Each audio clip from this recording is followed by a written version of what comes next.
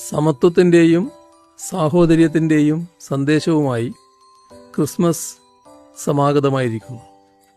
യുദ്ധങ്ങളും വംശഹത്യകളും വർഗീയ കലാപങ്ങളും ലോകമെങ്ങും മനുഷ്യജീവനുകൾ എടുക്കുമ്പോൾ നിന്നെപ്പോലെ നിന്റെ അയൽക്കാരനെയും സ്നേഹിക്കുക എന്ന വചനത്തിൻ്റെ പ്രസക്തി ഏറുകയാണ്.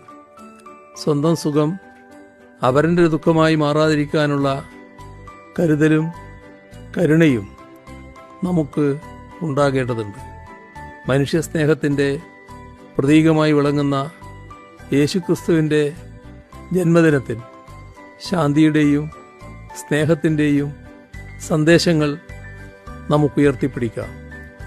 നാടിൻ്റെ ആകെ നന്മയ്ക്കും പുരോഗതിക്കുമായി വരും തലമുറയുടെ ഭാവിക്കായി ഒത്തൊരുമയോടെ മുന്നോട്ടു പോകുമെന്ന് ഉറപ്പിക്കാം.